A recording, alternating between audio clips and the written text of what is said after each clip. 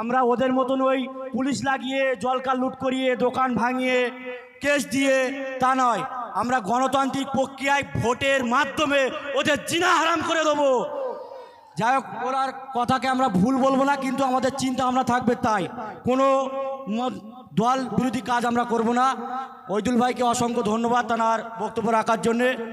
এখন আমরা ব্যাজ উত্তরীয় পরিয়ে বরণ করে নিচ্ছেন কারিমুল ভাই, আমাদের মাঝরাইটের অন্যতম নেতা রুহুল আমিন। ওই ঘটনা ঘটেছিল যে 3-4 জনা অ্যারেস্ট হয়েছে বা যারা নাকাচেকি নিয়ে ধরা পড়েছে, তার ম্যাক্সিমাম মানুষ নাকি ভোটারও নয়।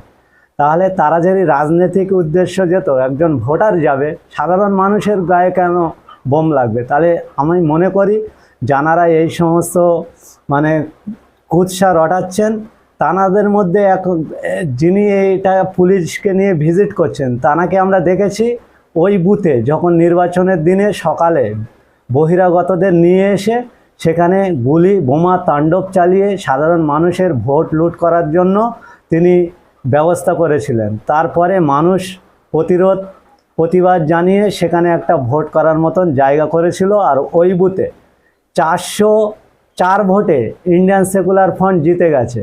তাহলে মানুষের সঙ্গে তাদের জনসংযোগ ছিল, মানুষের সঙ্গে তাদের যোগাযোগ ছিল, মানুষ রায় দিয়েছে। তারপরেও আইএসএফের এই বোম বন্দুকের প্রয়োজন হয় বলে মনে করি না কো।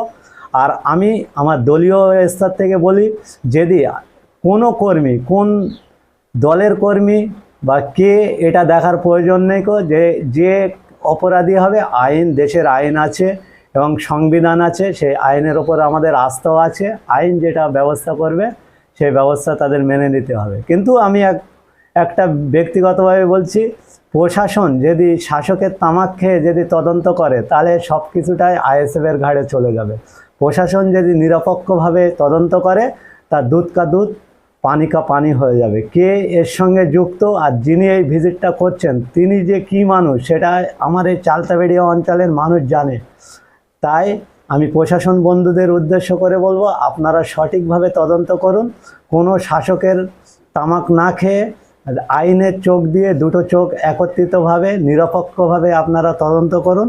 আপনারা দেখতে পাবেন যে কারা ওই এলাকায় আর্মস মজুত করে আর এবং বিগত দিন থেকে আজ পর্যন্ত কারা মানুষের ওপর অত্যাচার করে, সেটা বুঝে যাবে। এই পর্যন্ত আমি বলতে পারি আপনাদেরকে। আপনাদের একজন সহকর্মী এবং জেলা পরিষদ প্রার্থী জাহানারা খাতুন এবং তার হাজবেন্ড কারিমুল মোল্লা, তারা কিন্তু সেই এখন আমাদের সম্মুখে একটা ছোট্ট কবিতা বলবেন আমাদের সকলের ছোট বোন ফারিয়া ফারজান, পোলেরহাট 2 থেকে এসছেন, মাছিভাঙা থেকে। তিনি আপনাদের সম্মুখে 21শে জানুয়ারি দলের প্রতিষ্ঠাতা দিবসকে সামনে রেখে আজ বিজয়গঞ্জ বাজারে আপনাদের সম্মুখে একটা কবিতা বলবেন। সকলে আমার ছোট বোনকে একবার হাততালি দিয়ে অভিনন্দন জানাই। আসসালামু আলাইকুম। আমি একটি কবিতা আবৃত্তি করছি, বিদ্রোহী কবি কাজী নজরুল ইসলামের লেখা।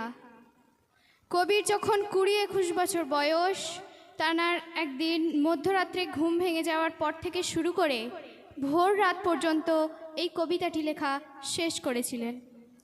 বলো বীর, বলো উন্নত মম শির, শির নেহারি আমারি নত শির ওই শিখর হিমাদ্রির। বলো বীর, বলো মহাবিশ্বের মহাকাশ ফাড়ি, চন্দ্র সূর্য গ্রহ তারা ছাড়ি, ভুলক দুলক গোলক ভেদিয়া, খোদার আসন আরশ ছেদিয়া, উঠিয়াছি চির বিস্ময় আমি বিশ্ববিধাত্রীর। মম ললাটে রুদ্র ভগবান জলে, রাজ রাজ টিকা দীপ্ত জয়শ্রীর। বলো বীর, আমি চির উন্নত শির, আমি চির দুর্দম দুর্বিনীত নৃশংস, মহাপ্রলয়ের আমি নটরাজ, আমি সাইক্লোন, আমি ধ্বংস, আমি মহাভয়, আমি অভিশাপ পৃথ্বীর, আমি দুর্বার, আমি ভেঙে করি সব চুরমার, আমি অনিয়ম উচ্ছৃঙ্খল, আমি দলে যাই যত বন্ধন নিয়ম কানুন শৃঙ্খল, আমি মানি না কোনো আইন, আমি ভরা তরি করি ভরা ডুবি, আমি টর্পেডো, আমি ভীম ভাসমান মাইন, আমি ধৈর্যটি, আমি এলোকেশে ঝড় অকাল বৈশাখীর, আমি বিদ্রোহী সুত বিশ্ববিধাত্রীর। বলবীর চির উন্নত মম শির।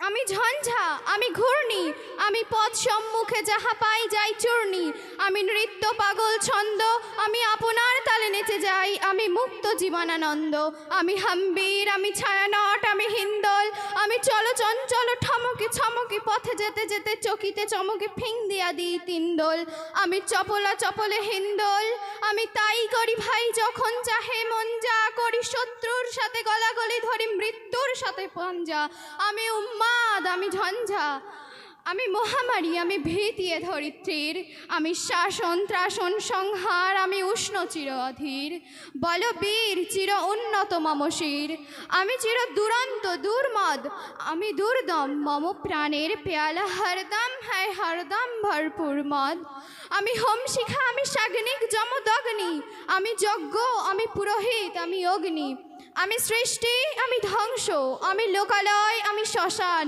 আমি অবসান নিশাবসান, আমি ইন্দ্রাণী সুত হাতে চাঁদ ভালে সূর্য, মম এক হাতে একা বাঁশের বাঁশরি আর হাতে রণতুর্য, আমি কৃষ্ণ কণ্ঠ মন্থন বিষপিয়া ব্যথা বারিধির, আমি ব্যোমকেশ ধরি বন্ধন হারা ধারা গঙ্গোত্রীর, বল বীর চির উন্নত মম শির, আমি বেদুইন, আমি চেঙ্গিস, আমি আপনারে ছাড়া করি না কাহারি কর্নিশ, আমি বজ্র, আমি ঈশান বিশানে ওঙ্কার, আমি ইসরাফিলের সিঙ্গার মহাহুঙ্কার, আমি পিনাক পানির ডমরু ত্রিশূল ধর্মরাজের দণ্ড, আমি চক্র ও মহাশঙ্খ, আমি প্রণবনাদ প্রচণ্ড, আমি ক্ষেপা দুর্বাসা বিশ্বামিত্র শিষ্য, আমি দাবানল দাহ দহন করিব বিশ্ব, আমি প্রাণখোলা হাসি উল্লাস, আমি সৃষ্টি বৈরী মহাত্রাস, আমি মহাপ্রলয়ের দ্বাদশ রবির রাহুগ্রাস, আমি কভু প্রশান্ত কভু অশান্ত দারুণ স্বেচ্ছাচারী, আমি বিধির দর্পহারী, আমি পরশুরামের কঠোর কুঠার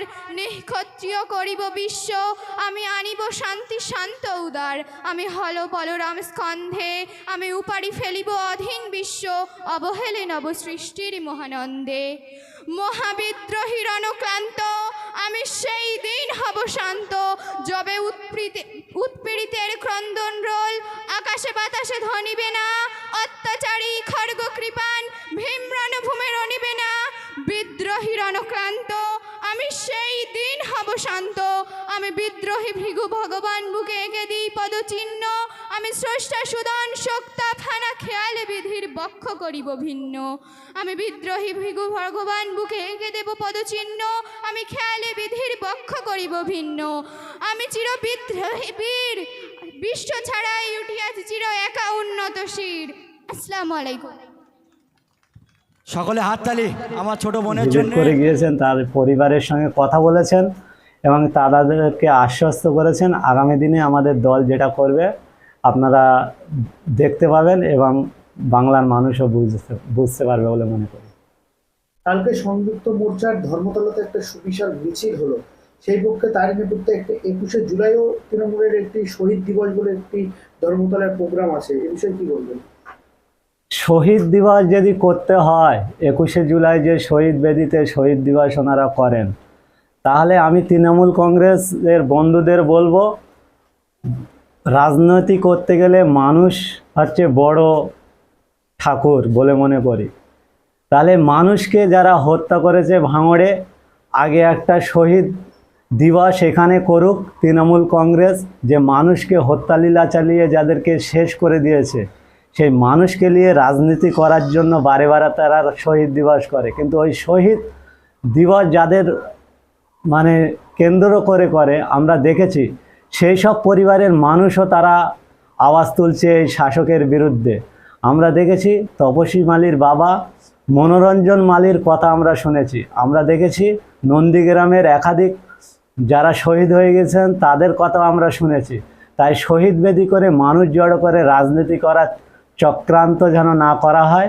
যারা দেশের জন্য, রাজ্যের জন্য এবং দলের জন্য শহীদ হচ্ছেন, তাদেরকে যথারীত মূল্যায়ন করে তাদের যেভাবে সুযোগ সুবিধা দিলে সেই পরিবারগুলো বাঁচে, সেই দিকে শাসক দলকে দেখার জন্য এবং সরকারকে দেখার জন্য আমি বলবো।